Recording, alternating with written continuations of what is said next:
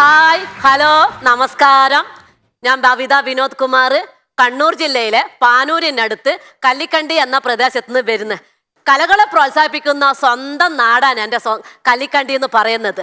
അതായത് രമേശേട്ടാ, എന്നോട് ആദ്യത്തെ എപ്പിസോഡ് കഴിഞ്ഞപ്പോൾ കുറേ ആൾ എന്നോട് ചോദിച്ചു ഇത് ഏത് ഭാഷ, കണ്ണൂർ ജില്ലയല്ല കോഴിക്കോട് ജില്ലയല്ല എന്ന്.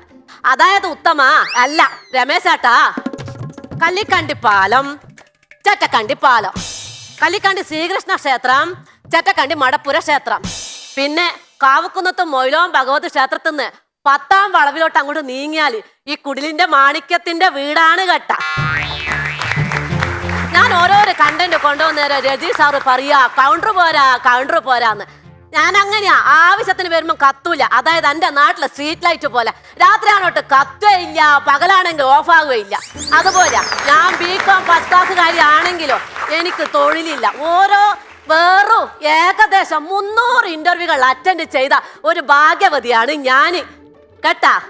അങ്ങനെ ഇന്റർവ്യൂ ചെയ്ത് അത് ഒരു സ്ഥാപനത്തിൽ ജോലി കിട്ടി. എനക്കാണെങ്കിൽ ടീച്ചിങ് ഫീൽഡിലൂടെ ഭയങ്കര താല്പര്യം. ഞാൻ അങ്ങനത്തെ സ്ഥലത്തെ ജോലിക്ക് പോകും. BCom first ക്ലാസ്സുകാരിയാണ്.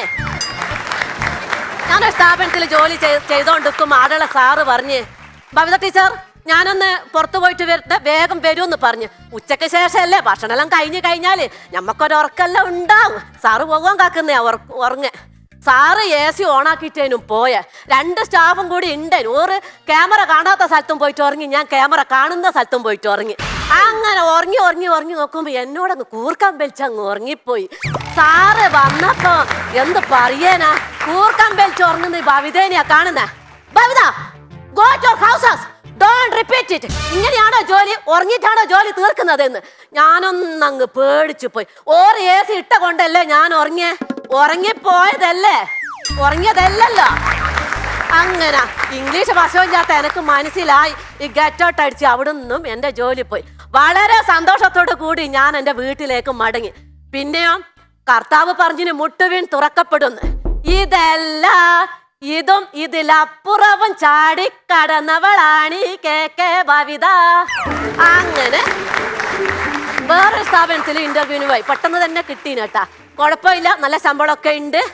അങ്ങനെ അവിടെ ജോലി ചെയ്തോണ്ടിരിക്കുമ്പോ അവിടെയുള്ള സാറ് പറഞ്ഞ്, എന്നെ ഒരു ഗസ്റ്റ് വന്നിട്ടുണ്ട് ഭവിത, ഇനി ഒന്ന് അറ്റൻഡൻസ് എടുക്ക്, ഞാൻ വേഗം വരാമെന്ന് പറഞ്ഞ് സാറ് മൈക്കാൻ കഴിച്ചിട്ട് അവിടെ വെച്ച്. അപ്പൊ ഞാൻ ക്ലാസ്സിലെത്തിക്കഴിഞ്ഞാൽ 100 കുട്ടികളുണ്ടേ.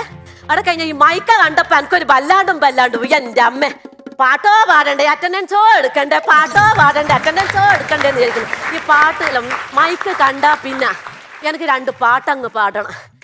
അങ്ങനെ ഞാനെന്ത് വിചാരിച്ചു, വേഗം അറ്റൻഡൻസ് അങ്ങ് എടുത്ത് തീർക്കാം, എന്നിട്ട് പാട്ട് പാടാന്ന് വിചാരിച്ചിട്ട് അറ്റൻഡൻസ് എടുത്തിട്ട് നോക്കുമ്പോ ഞാൻ ആദ്യം ഇംഗ്ലീഷിലൊന്ന് അറ്റൻഡൻസ് പറയാൻ തുടങ്ങി. 1 2 3 4 അങ്ങനെ പറഞ്ഞോണ്ടിരിക്കുമ്പോ എനക്ക് ഓർമ്മ വന്നു, പഠിച്ചോനെ 20 കഴിഞ്ഞാൽ അതിന്റെ അപ്പുറം ഞാൻ എന്തെന്നാ പറയാ. അപ്പൊ ഞാനെന്ത് ചെയ്ത് ഈ മലയാളത്തിൽ അങ്ങ് അറ്റൻഡൻസ് എടുത്ത് 1 2 3 4 5 6 7 8 9 10 എന്നും പറഞ്ഞ് അറ്റൻഡൻസ് വേഗം അവിടെ തീർത്ത്. അത് കഴിഞ്ഞ് ഞാനെന്ത് ചെയ്തെന്ന് വെച്ചാല് ഈ മൈക്ക് എടുത്ത് കയ്യെ പിടിച്ച് എൻ്റെ കേശുമാമന്റെ പാട്ടൊന്ന് പാടി കേട്ടാ. സന്ധ്യയായാൽ ശല്യമാ ചേട്ടാ, സന്ധ്യയേക്കാൾ കഷ്ടമാ ചേട്ടാ, ആളിന്റെ തല കണ്ടാൽ എന്തേലും ചെയ്യും ഞാൻ, ഇനി എന്നെ ശല്യം ചെയ്യല്ലേ, സന്ധ്യയായാൽ ശല്യമാ ചേട്ടാ.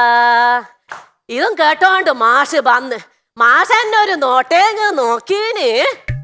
അപ്പോഴാ എന്നോട് പറയാ, go to your houses, don't repeat it, get out എന്ന് പറഞ്ഞു. ഇംഗ്ലീഷ് ഞാൻ ഇതേ ചെയ്തുള്ളൂ കേട്ടാ, വേറൊന്നും ചെയ്തില്ല. അതിനാ സാർ എന്നോട് ഇങ്ങനെ പറഞ്ഞ്. അപ്പോൾ എനിക്ക് മനസ്സിലായി ഇത് ഗെറ്റ് ഔട്ട് അടിച്ചതാണ്. അങ്ങനെ ഞാൻ സന്തോഷത്തോടു കൂടി എൻ്റെ വീട്ടിൽ അങ്ങ് പോയി. എൻ്റെ ഭർത്താവിനെ അറിയാം. എൻ്റെ ഭർത്താവിന് വെച്ചാൽ ഒരേ ഒരു റൂളുള്ളൂ, ചേട്ടൻ ജോലി കഴിഞ്ഞ് വരുന്നതിൻ്റെ മുമ്പേ ഞാൻ വീട്ടിലെത്തണം. എന്തിനാണെന്നാ, പൂമുഖവാതിൽക്ക സ്നേഹം വിടർത്തുന്ന പൂന്തിങ്കളാകുന്നു ഭാര്യ. അങ്ങനെയാണ്. പിന്നെ ചേട്ടൻ ജോലി കഴിഞ്ഞ് വരുമ്പോ ഞാൻ എന്നെ ഇങ്ങനെ കാണണം, അതാണ് ചേട്ടന് ഭയങ്കര ഇഷ്ടം. അപ്പൊ ഞാൻ എത്തിയില്ലെങ്കിൽ ചേട്ടന് മനസ്സിലാവും എന്താന്നറിയാ, ഭവിതക്ക് എന്തോ ഒരു അപകടം സംഭവിച്ചിട്ടുണ്ട് എന്ന് മനസ്സിലാവും. അന്ന് ഞാൻ ലേറ്റായി വന്നപ്പോൾ ഓർക്ക് തോന്നി എന്തോ ഒരു അപകടം സംഭവിച്ചിരുന്നു. അന്നേരം എന്നോട് ചോദിച്ചു, എന്താ ഭവിത എനിക്കെന്താ പറ്റിയ, വല്ല അപകടവും വന്നിനോന്ന് ചോദിച്ച്. അപ്പോൾ ഞാൻ എന്ത് ചെയ്തു, സംഭവം എല്ലാം അങ്ങ് പറഞ്ഞു കൊടുത്ത്. അല്ല വിനോട്ടാ, ഇങ്ങനെയല്ല ഇല്ല. ഞാൻ ഏടെ പോയാലും ഒരു ജോലിക്ക് തടസ്സം. ഞാൻ ഇത്ര മാത്രമേ ചെയ്തിട്ടുള്ളൂ. അതിനാ മാഷ എന്നെ ഇങ്ങനെയൊക്കെ പറഞ്ഞ്. എൻ്റെ ഭവ്യമോളെ സങ്കടപ്പെടണ്ട, ഒന്ന് വിഷമിക്കണ്ട. ഞമ്മക്കൊരു ജോത്സ്യനെ കാണാൻ പോകാന്ന് പറഞ്ഞു. നേരം വെളുക്കുമ്പോ ഞമ്മളെന്ത് ചെയ്ത് ഈ ജോത്സ്യൻ ഞങ്ങൾ കാണുവാൻ പോയി. ജോത്സ്യൻ കബഡി ഇങ്ങനെ നിരത്തി. ചുക്കാമരതകം ശശിവർണം ചതുർഭുജം സന്ദേഹങ്ങളുടെ നായകം. രാവിലെ അമ്മ കുളിപ്പിക്കും, കുത്തനുടുപ്പ് ഉടുവിക്കും, പുസ്തക സഞ്ചി എടുപ്പിക്കും. ഉമ്മ രാവിലെ ഒന്നിച്ച് സ്വാഹ എന്ന് പറഞ്ഞ്. അപ്പോൾ ജോത്സ്യം പറഞ്ഞ് സരസ്വതി കോപിച്ചിരിക്കുന്നു എന്ന് പറഞ്ഞു. അപ്പോൾ ഞാൻ പറഞ്ഞു, ഓർ എന്നോട് മിണ്ടുമെല്ലാം ചെയ്യും കേട്ടാ. ഞാൻ രാവിലെ പാലും വാങ്ങിയിട്ട് ഓരോട് ഭർത്താനെല്ലാം പറഞ്ഞിട്ട് വന്നിയല്ലേ. ഓർക്കൊന്നുമില്ല, സരസ്വതിക്കൊന്നുമില്ല. അല്ല, നിങ്ങൾ ആദ്യാക്ഷരം കുറിച്ചില്ല. അതായത് ഹരിശ്രീ ഗണപതേ യനമ ആദ്യാക്ഷരം കുറിച്ചില്ല. ഞെട്ടിപ്പോയി ഞാൻ കേട്ടാ. ഞാൻ പഠിച്ച് ബികോം ഫസ്റ്റ് ക്ലാസ് ആയ ഞാൻ ആദ്യാക്ഷരം കുറിക്കാണ്ടാ പോലും ഞാൻ ബികോം ഫസ്റ്റ് ക്ലാസ് ആയത്. ഞാൻ വേഗം ഓടിച്ചെന്ന് എൻ്റെ അമ്മേനോട് പറഞ്ഞു, അമ്മേ ഇങ്ങളി ചതി എന്നോട് ചെയ്യണ്ടേനു. എന്നെ ഹരിശ്രീ എഴുതി കണ്ടല്ലേ അമ്മ നിങ്ങൾ എന്നെ 1ാം ക്ലാസ്സിൽ ചേർത്ത. അന്നേരം അമ്മ പറയാ, ഇനി 3 വയസ്സായപ്പോ ഞാൻ ഹോസ്പിറ്റലിൽ അന്ന് ഗ്ലൂക്കോസ് കയറ്റും അരിയിൽ എഴുതാൻ അങ്ങ് വിട്ടു. പിന്നെ ഇനി വെച്ചടി അങ്ങ് കയറി ബികോം വരെ എത്തിപ്പോയപ്പോയില്ല. ഇനി എന്താ അരിയിൽ എഴുതിക്കൂടി, എനിക്ക് ജോലിക്ക് തടസ്സം വേണമെങ്കിൽ ഇനി ഇപ്പം തന്നെ അരിയിൽ എഴുതണം എന്ന് പറഞ്ഞു. ഞാൻ പറഞ്ഞു, അമ്മ നിങ്ങളെന്ന് പറയുന്നത് ഞാനക്ക് ഇവിടെ 30 വയസ്സായില്ലേ. 30 അല്ല ഈ കാഴ്ചയുള്ള 61 ആയിട്ടല്ല അരിയിൽ അങ്ങ് എഴുതി കൂടറോന്ന് എൻ്റെ അമ്മേൻ്റെ ഒരു ഭർത്താനം. അങ്ങനെ ആലോചിച്ച് പഠിച്ചോനെ, ഇത് മക്കളെ മുമ്പെന്ന് ഞാൻ ഈ പരിയിൽ എഴുതണല്ലോ. എൻ്റെ മക്കളെ മുമ്പെന്നാണല്ലോ ഇനി പരിയിൽ എഴുതണ്ടേ. ഞാൻ പറഞ്ഞു, എന്തെന്നാമ്മ നിങ്ങൾ പറയുന്നേ? ഈ പിള്ളേരെ മുമ്പെന്നാ ഞാൻ ഇങ്ങനെ അരിയിൽ എഴുതണ്ട നിങ്ങളൊന്ന് പറയുന്നേ.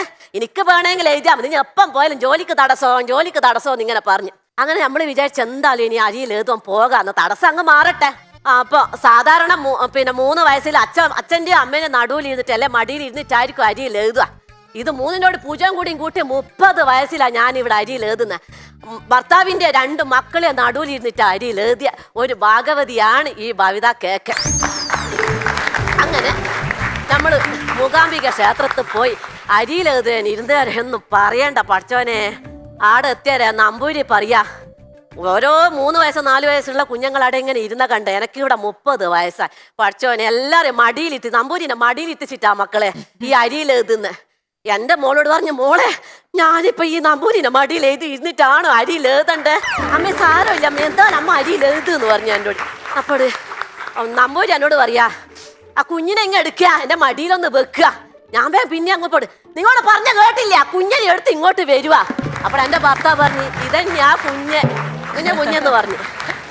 അപ്പോൾ നമ്പൂരി എന്നെ കണ്ടാൽ ഒരു നോട്ടേങ്ങ് നോക്കീന്. അപ്പോൾ അവർക്ക് മനസ്സിലായി. ആടെ ഇരുന്ന് ഭർത്താവിൻ്റെ 2 മക്കള് നമ്പൂതിരി ഞാൻ ആടെ ഇരുന്ന് ഹരിശ്രീ ഗണപതേ യനമ അങ്ങനെ ആദ്യാക്ഷരം കുറിച്ച്. നമ്പൂരിക്ക് പോലും ചിരി വന്നിന് കേട്ടാ.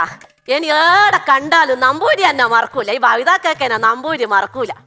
അങ്ങനെ കുറച്ച് ദിവസങ്ങൾക്ക് ശേഷം ഞാൻ എത്തിപ്പെടുന്നത് അജമ്മാഷയുടെ കോളേജിലേക്കാണ്. അവിടെ എത്തിക്കഴിഞ്ഞപ്പോൾ അജമ്മാഷ് എന്നോട് പറയാ, Bhavitha rule of accounting and definition of accounting എന്ന് പറഞ്ഞു. ഞാൻ debit what comes in and credit what goes out, debit receiver and credit giver rule അവിടെ പറഞ്ഞു കൊടുത്തു. ഇനി ഡെഫിനിഷനും കൂടിയും വേണ്ടേ?